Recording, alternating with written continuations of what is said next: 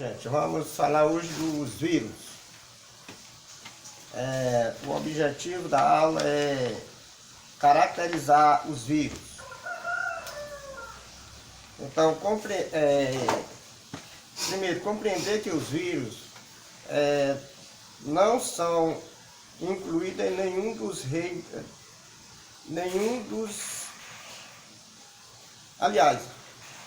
compreender que os vírus não são incluídos em nenhum dos 5 reinos, porque são acelulares, ou seja, não são formados por células.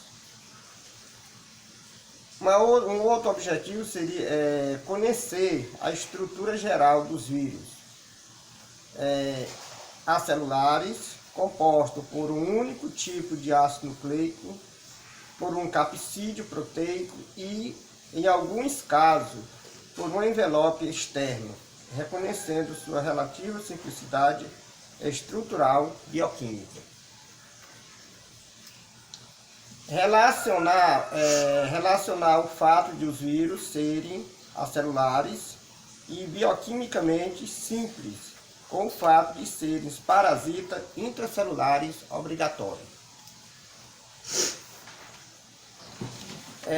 Visto aí as habilidades, vamos ver as características gerais dos vírus. Os vírus são seres diminutos, visível apenas ao microscópio eletrônico, constituído por apenas 2 classes de substâncias químicas: ácido nucleico, que pode ser DNA ou RNA, e proteína. O que diferencia os vírus de todos os outros seres vivos é que eles são acelulares, ou seja, não possuem estrutura celular. Assim, não tem a complexa maquinaria bioquímica necessária para fazer funcionar seu programa genético, e precisam de células que os hospedem. Todos os vírus são parasitas intracelulares obrigatórios. Tá ok?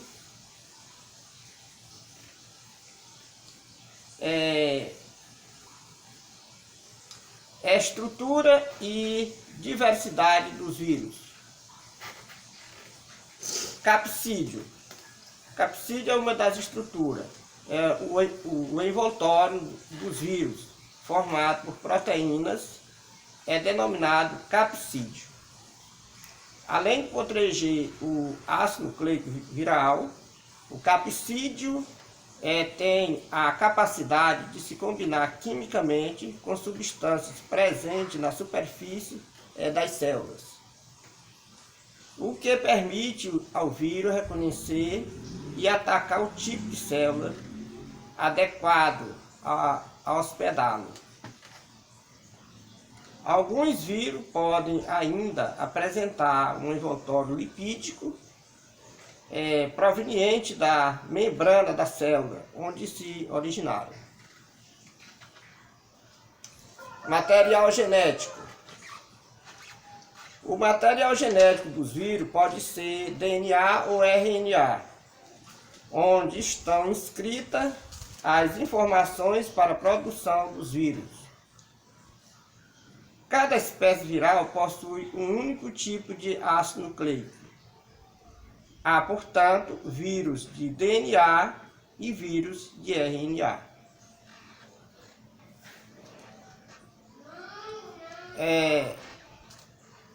No caso aí, os vírus, eles têm uma classificação, né?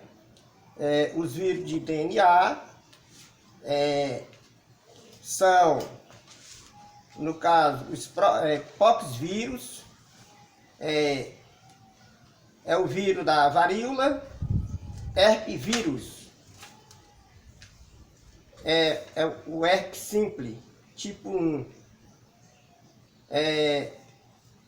e outros mais, né? Hepatinovírus, é o da hepatite B. adenovírus, cerca de 40 tipos de infecções infectam o sistema respiratório e digestório. Causa, né, no caso, causa comum de amigdalite, conjuntivite e infecções de garganta. E temos ainda o papovírus, é um vírus da verruga humana, né? E algumas doenças degenerativas, cérebro e outras, né? E ainda temos os vírus de RNA, né? No caso, tagavírus, né? É o vírus da rubéola, octomixovírus, o vírus da gripe, e pamirovírus, sarampo da cachumba e o rabinovírus, o vírus da raiva. E ainda temos os retrovírus, é o vírus da AIDS, né, e alguns tipos de câncer, a leucemia, por exemplo. E flaviovírus, né, febre amarela, dengue e hepatite C. E existem outros, né? Então, eles têm também uma classificação quanto à composição química. Eles podem ser vírus de DNA e vírus de RNA. Bom, continuando, o vírion, a partícula viral, quando fora da célula hospedeira, é geneticamente denominada vírion. Cada espécie de vírus apresenta vírus de forma característica.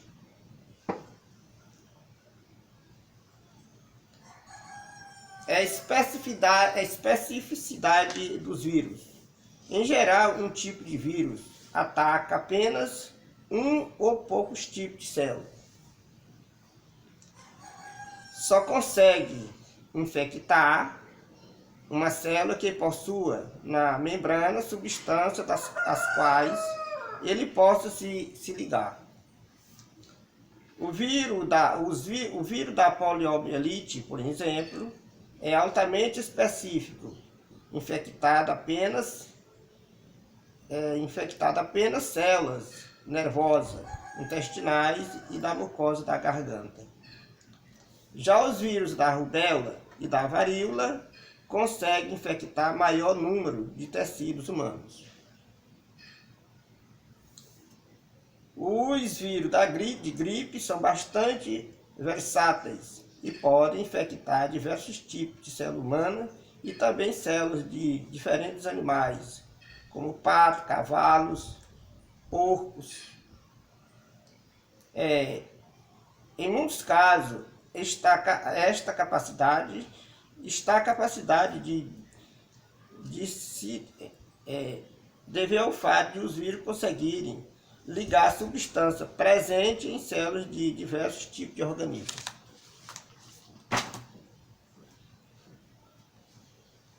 Quanto à reprodução, né?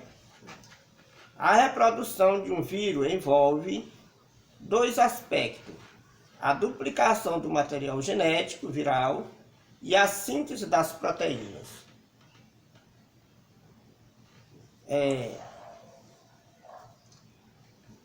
Do capsídeo, né? Isso. Como vimos, os vírus não possuem a maquinaria necessária para realizar esse processo e, por isso, só pode se reproduzir no interior de células hospedeiras. Os vírus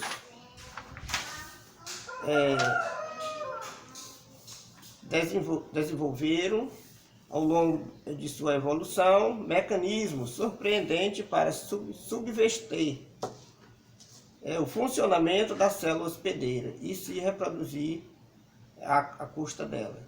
Geralmente, eles inibem o funcionamento do material genético da célula infectada e passam a comandar a síntese de proteína.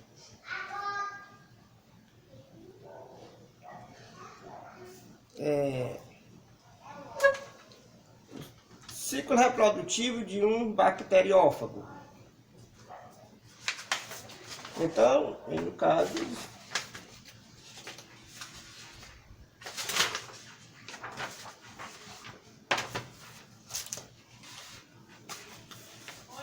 os vírus bacteriófagos são capazes de se ligar à membrana plasmática de certas bactérias e injetar seu material genético. Com isso pode ocorrer dois processos. O ciclo lítico, o DNA viral passa a comandar o metabolismo bacteriano e produz novos vírus, que são liberados, destruindo a bactéria. O ciclo lisogênico, o DNA viral é inserido no cromossomo bacteriano e passa a fazer parte, né, dele, provírus.